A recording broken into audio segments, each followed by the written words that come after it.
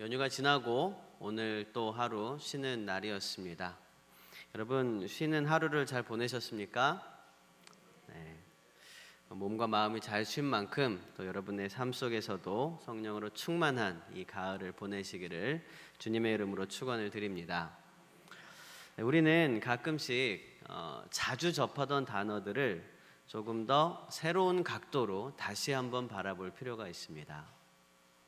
그러면 똑같은 단어 안에서도 우리가 굉장히 더 새로운 세상을 접하곤 합니다. 모르던 것이 보이기도 하고요. 평소엔 그냥 지나가던 것들이 새롭게 깨달아지기도 합니다. 저는 오늘 믿음이라는 단어에 대해서 한번 그렇게 좀 새롭게 바라보고 싶은데요. 여러분, 믿음이라는 것이 무엇일까요?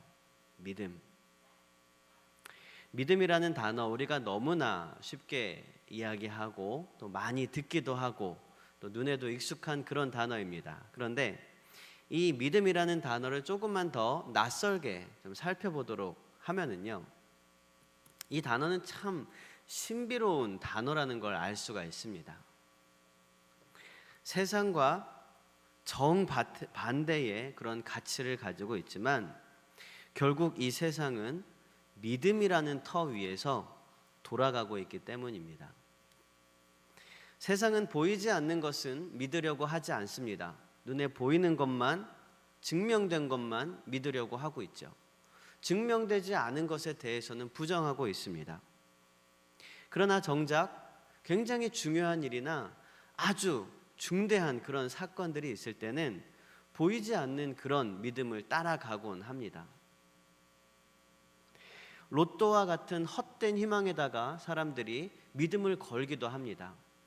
0.000001%의 당첨 확률을 가지고 있는 그 로또의 그 당첨 가능성이 반드시 내가 될 것이라는 헛된 믿음을 우리는 가지고 있다는 것입니다. 또 우리는요, 잠시 뒤에 버스 정류장에 도착할 버스의 모습을 본 적이 한 번도 없습니다. 그런데 한 번도 보지 못한 그 버스를 우리는 기다리고 있습니다. 반드시 올 것이라는 믿음을 가지고 말이죠. 일상에 크고 작은 믿음이 없이는 우리는 제대로 된 삶을 살아갈 수가 없다는 것입니다. 때로는 우리가 믿는 대로 이루어지지 않은 적도 참 많이 있습니다. 우리는 사고가 나지 않을 거라고 믿으면서 차량을 타고 건물에 들어가며 다리를 건넙니다. 하지만 하루에도 얼마나 많은 교통사고가 나고 건물이 무너지고 다리가 붕괴되는 사고들이 일어나는지 모릅니다. 그러나 그 이후에도 우리는 또 사고가 나지 않을 거라고 믿으면서 차를 타고 건물에 들어가며 다리를 건넙니다. 그래서 우리는 이 믿음이라는 것에 대해서 생각하기를 좀 꺼려 합니다. 이 세상의 가치와 뭔가 애매하게 대립하고 있는 동시에 또 공존하고 있는 그런 애매한 상황이기 때문이에요. 그래서 우리는 믿음으로 살아간다고 인정하기엔 좀 불편한 마음을 갖는 사람들이 세상에는 참 많이 있다는 거죠. 자, 그렇다면 믿음이란 것이 과연 무엇일까? 믿음. 여러 가지 관점에서 정의를 내릴 수 있겠지만 오늘 본문을 통해서 내릴 수 있는 정의는요, 믿음이란 할 수 없는 것을 할 수 있게 하는 능력이라는 것입니다. 여러분, 믿음은요, 할 수 없었던 것인데 믿음을 통해서 할 수 있는 능력이 생기는 것을 말한다는 거예요. 오늘 본문에 보면 그런 사람이 있었습니다. 믿음의 사람 엘리야였습니다. 엘리야는요, 할 수 없는 것들을 믿음으로 인하여 할 수 있게 된 사람이었습니다. 신약에도 엘리야의 심령과 엘리야의 능력을 받은 사람이 있었습니다. 바로 세례 요한이죠. 엘리야의 심령과 능력의 핵심이 뭐였냐 하면 누가복음 1장에서 볼 수 있듯이 회복과 준비였습니다. 아버지의 마음을 자식에게 주어서 아버지와 자식이 회복하게 만드는 사명, 그리고 하나님을 거스르는 백성들을 다시 돌아오게 해서 하나님을 위해 준비시키는 그런 사명, 회복과 준비의 사명이 바로 이 엘리야의 심령을 가진 사람들의 사명이라는 거죠. 신약에서는 세례 요한이 그런 사람이었던 것입니다. 그리고 구약에서는 엘리야가 바로 그런 사명을 가지고 있던 사람이었습니다. 엘리야 하면 가장 먼저 떠오르는 것은 갈멜산의 영적 전투일 것입니다. 바알과 아세라 이방 선지자들 850명과 이 엘리야가 갈멜산 중턱에서 영적 전쟁을 벌이게 됩니다. 우리가 잘 알듯이 이 제단을 두 개를 쌓아놓고 서로 기도를 한 다음에 하늘에서 불이 내려오면 그곳이 진짜 신이다, 진짜 하나님이다 라는 것을 증명하는 거죠. 먼저 850명이나 되는 이방 제사장들이 기도를 했습니다. 한나절을 열심히 기도를 했습니다. 춤을 추면서 기도를 했습니다. 그런데 불이 내려오지 않았습니다. 그래서 오후부터는 자신의 몸을 칼로 그으면서 막 자해를 하면서 그렇게 기도를 하였습니다. 그러나 해가 질 때까지도 불은 내려오지 않았습니다. 그래도 열심히 그렇게 간절하게 기도를 한 걸 보면 그들은 정말로 그 바알과 아세라 신이 불을 내려줄 거라고 믿었었을지도 모른다는 생각은 들더라고요. 헛된 믿음이었죠. 잘못된 대상에 대한 믿음이었습니다. 하루 종일 그렇게 열심히 기도를 했는데도 아무런 응답이 없었습니다. 이제 해가 질 무렵에 엘리야가 나왔습니다.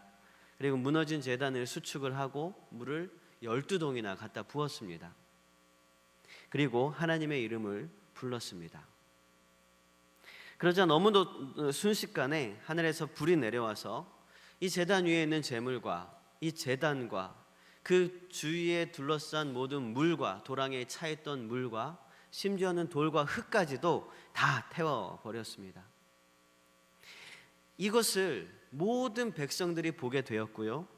이 사건을 통해서 여호와가 진짜 하나님이라는 것을 이 모든 백성들이 다시 한번 고백하게 되었습니다.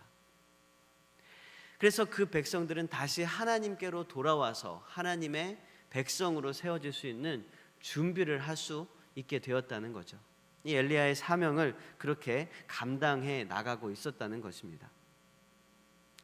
이제 엘리야는요, 이 850명이나 되는 이방 제사장들을 기손 시내로 끌고 가서 모두 죽였습니다. 이스라엘 백성 중에 있던 모든 우상 숭배의 뿌리들을 다 제거를 한 것이죠.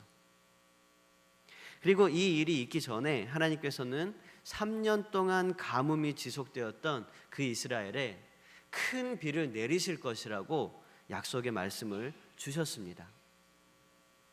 엘리야는 그 약속의 말씀을 굳건히 믿음으로써 할 수 없는 것들을 하나하나 해내는 그런 사역을 감당을 하게 되었습니다. 오늘 말씀에 보면은요, 믿음의 사람 엘리야가 믿음으로 행했던 능력들이 있었습니다.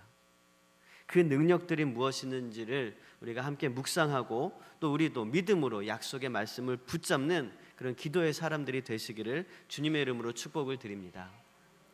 믿음은요, 첫 번째로 들을 수 없는 것을 듣게 합니다. 우리 따라해 볼까요? 들을 수 없는 것을 듣게 한다. 우리 여러분의 성경책으로 41절 말씀을 함께 읽어보겠습니다. 시작. 엘리야가 아합에게 이르되 올라가서 먹고 마시소서, 큰 비의 소리가 있나이다.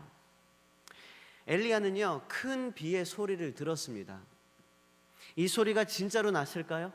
어떤 소리였을까요? 비 내리는 소리를 아무도 못 들었는데 엘리야만 들었을까요? 이 소리는 아무에게도 들리지 않았던 소리입니다. 그러나 엘리야는 그 소리를 들었다라고 이야기를 하고 있죠. 이 소리라는 단어는요, 단순히 귀로 들리는 어떤 소리를 말하는 단어가 아니었습니다. 오늘 본문 바로 앞에 보면 아까 말씀드렸던 갈멜산의 영적 전쟁이 기록된 그런 장면이 나오고 있는데요, 그 중에서 26절부터 29절까지의 말씀은요, 이방 제사장들이 간절히 바알과 아세라 앞에다 기도를 하고 있던 그런 장면이 나오고 있습니다. 우리 26절부터 29절까지 여러분의 성경책으로 한번 읽어볼 텐데요, 여기에는 소리라는 단어가 4번 반복돼서 나오고 있습니다. 이 단어가 어떤 의미가 있는 단어인지 한번 생각하면서 26절부터 29절까지 함께 읽어보도록 하겠습니다. 시작. 그들이 받은 송아지를 가져다가 잡고 아침부터 낮까지 바알의 이름을 불러 이르되 바알이여 우리에게 응답하소서 하나 아무 소리도 없고 아무 응답하는 자도 없으므로 그들이 그 쌓은 제단 주위에서 뛰놀더라.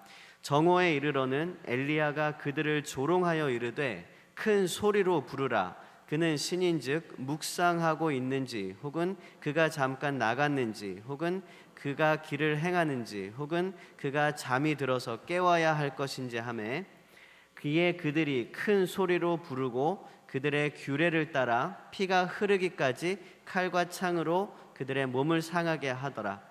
이같이 하여 정오가 지났고 그들이 미친 듯이 떠들어 저녁 소재 드릴 때까지 이르렀으나 아무 소리도 없고 응답하는 자나 돌아보는 자가 아무도 없더라. 이게 이방 제사장들이 열심히 간절하게 기도했던 모습을 그리고 있는 것입니다. 그런데 아무런 소리도 없었다라고 이야기를 하고 있죠. 여기서 소리라고 하는 단어는요, 히브리어 콜이라고 하는 단어입니다. 콜. 이 단어는요, 단순히 귀에 들려지는 어떤 소리가 아니라 영적으로 느끼고 경험할 수 있는 어떤 조짐, 어떤 사인이라고 볼 수가 있는 거죠. 우리가 그냥 헛기침을 할 때 이렇게 헛기침을 하잖아요. 물론 이게 목이 간지러울 때도 이렇게 헛기침을 할 수도 있지만 어떤 의미가 있는 표현을 할 때도 우리가 헛기침을 합니다. 누군가 이렇게 헛기침을 하면 이게 무슨 의미가 있습니까? 내가 왔다, 나 여기 있다, 내가 다 듣고 있다, 그런 의미가 있지 않겠습니까? 그러니까 어떤 비밀 이야기를 막 하다가 옆에서 누군가가 헛기침을 이렇게 하면 어떻게 생각하겠어요? 아, 저 사람 목이 안 좋은 사람이구나, 이렇게 생각하겠습니까? 그게 아니죠. 아, 저 사람이 다 듣고 있었구나, 아이고 큰일 났다, 우리 비밀 이야기가 다 새어나가게 생겼다, 이런 생각을 하게 될 것입니다. 이 소리라는 단어가 그런 단어입니다. 하나님의 사인인 것입니다. 하나님의 인기척이라고 보시면 더 좋을 것 같습니다.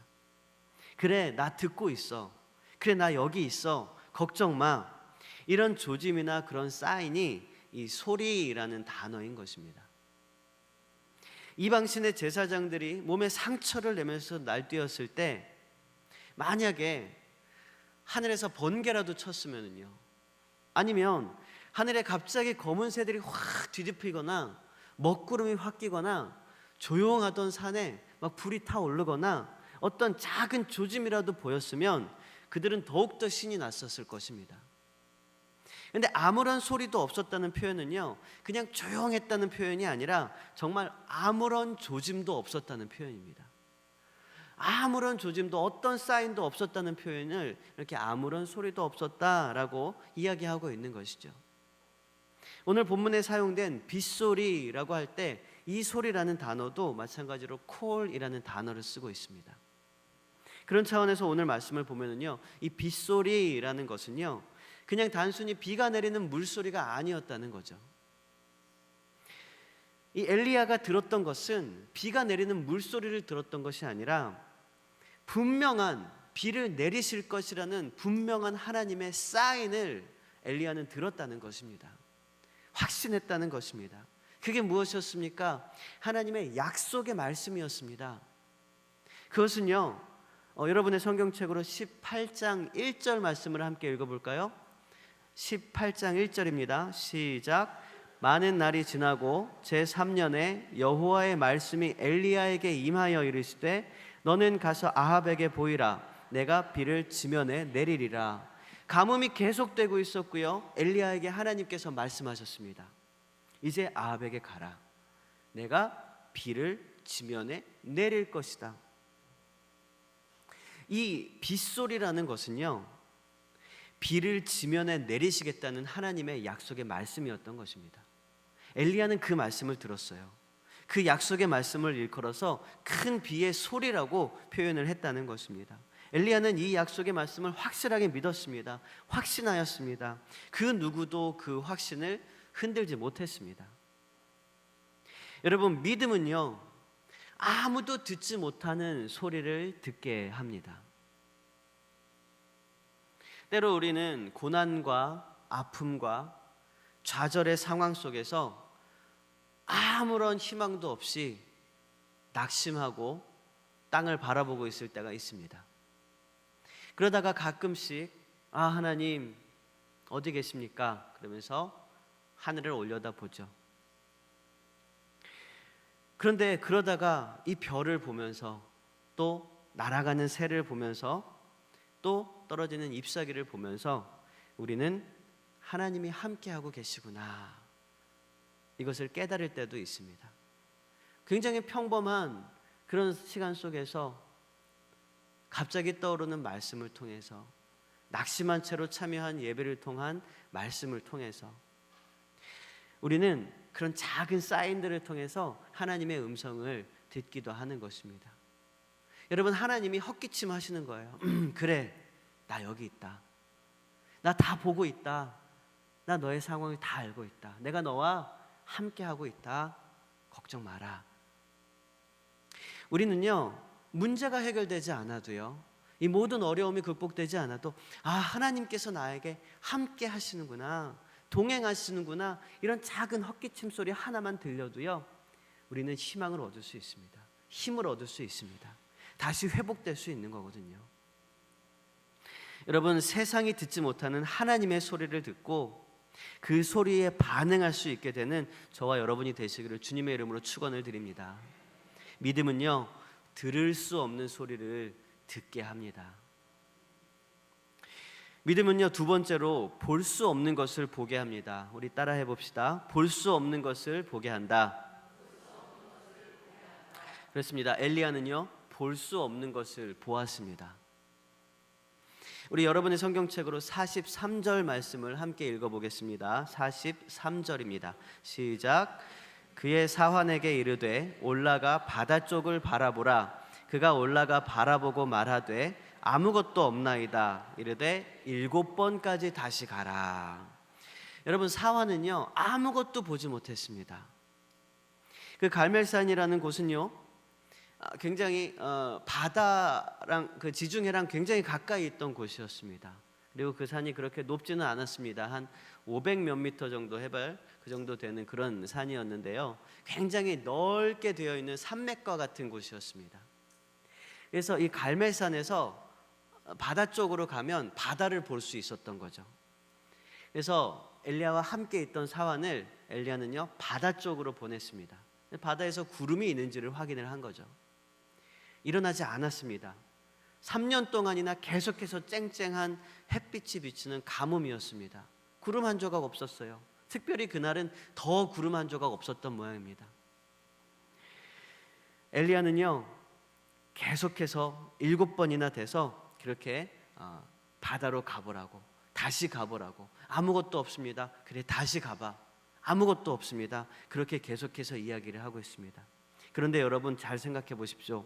엘리야가 이렇게 계속해서 다시 보내는 이유는요, 비가 오기를 바라는 간절한 소망 때문이었습니까? 아니면 하나님의 약속의 말씀에 대한 확신의 행동이었습니까? 그렇죠. 확신의 행동이었습니다. 엘리야는요, 비가 오지 않는데 비가 좀 제발 좀 왔으면 좋겠습니다, 하나님, 그렇게 간절한 소망을 가지고 기도하는 그런 모습이 아니었던 거예요. 하나님의 약속의 말씀을 확실하게 믿고 이제 될 때가 됐는데, 이제 올 때가 됐는데, 그러면서 이 사환을 계속해서 7번씩이나 바닷가로 보낸 것입니다. 이것은 간절함이 아니었다는 거죠. 이건 간절함이 아니었습니다. 하나님의 약속의 말씀에 대한 확신의 행동이었습니다. 물론 우리는 간절한 기도가 응답된다는 사실을 알고 있습니다. 간절한 기도는 응답됩니다. 예수님께서도요, 간절하게 구하는 그 여인의 기도를 응답하셨습니다. 그러나 하나님께서 정말 기뻐하시는 확실한 응답은요, 간절한 기도보다 하나님의 약속의 말씀에 대한 확신의 기도인 것입니다. 하나님의 신실하심, 하나님의 전능하심, 하나님의 불변하심에 기인한 그런 기도인 것입니다. 하나님의 마음을 품고 하나님의 소원을 가슴에 새긴 자가 하나님의 말씀을 근거로 하나님 앞에 올려드리는 이 기도에 하나님께서는요, 반드시 응답하시는 것입니다. 그러나 이 세상은 뭐라고 이야기하고 있습니까? 간절히 바라면 이루어진다고 말하고 있습니다. 간절히 바라면 온 우주가 도와줘서 이루어진다, 이렇게 얘기를 하고 있어요.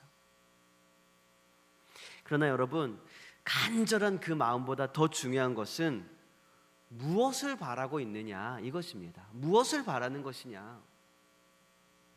아까 말씀드렸듯이 로또를 긁으면서 간절한 마음으로, 그러면은 로또에 당첨되는 순서가 간절한 순서입니까? 그거 아닙니다. 간절함이 덜해서 로또가 당첨되지 않는 겁니까? 그런 거 아닙니다. 간절한 그런 마음보다 더 중요한 것은 우리가 무엇을 바라느냐라는 것입니다. 우리는요, 하나님의 약속의 말씀을 바라보아야 합니다.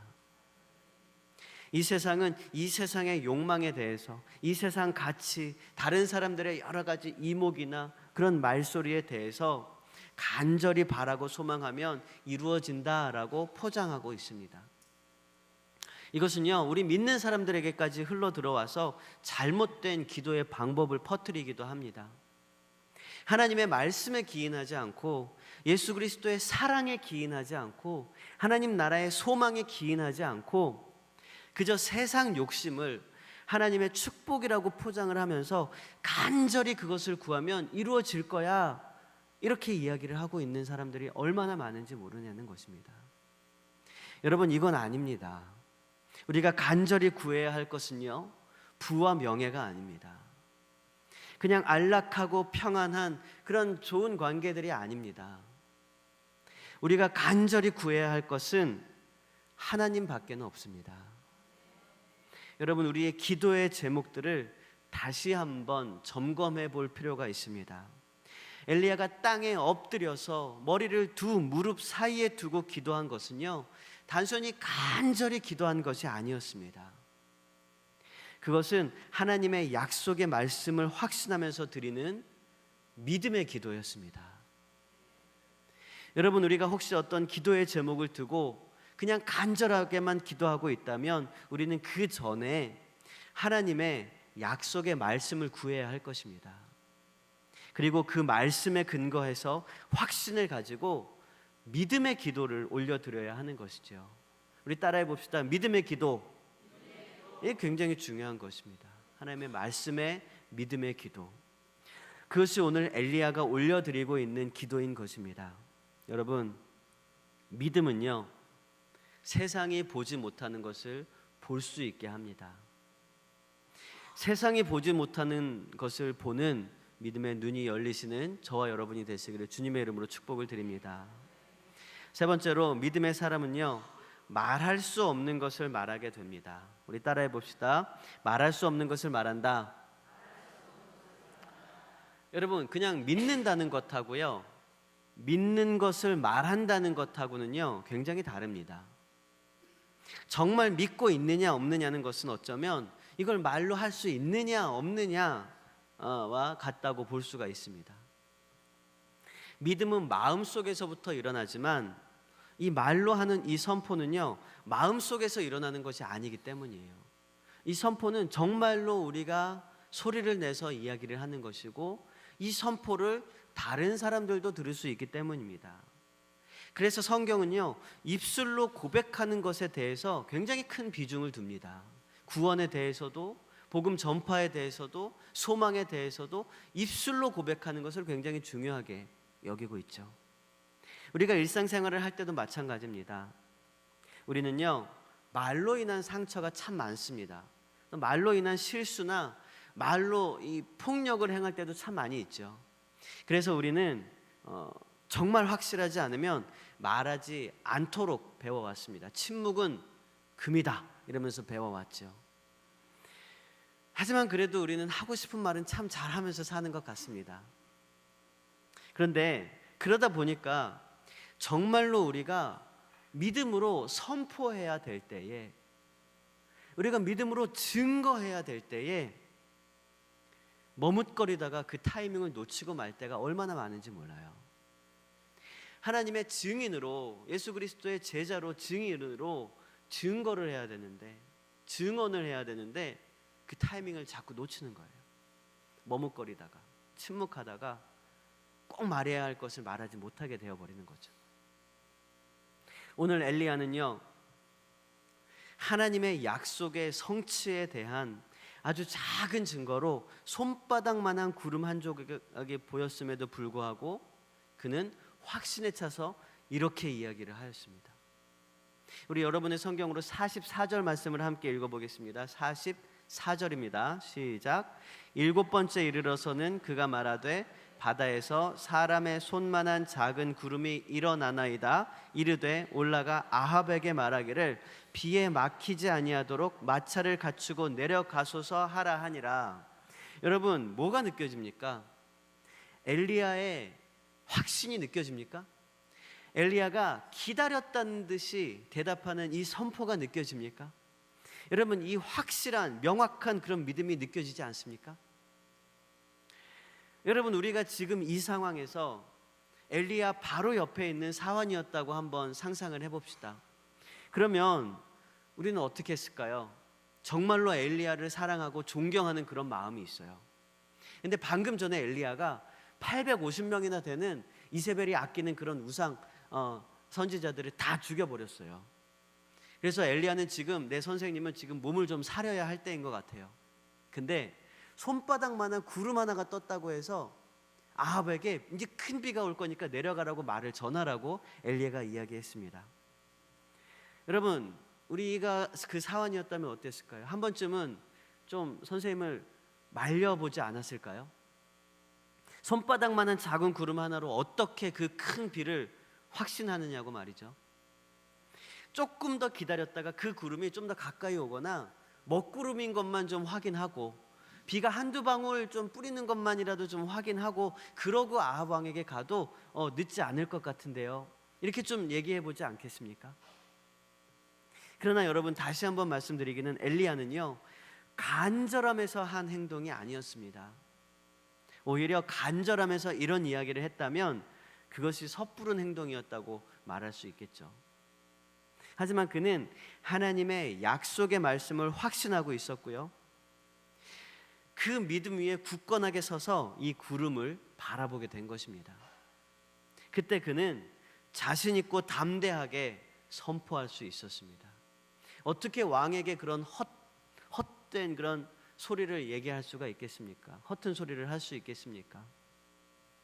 그러나 믿음은요, 말할 수 없는 것을 말하게 합니다.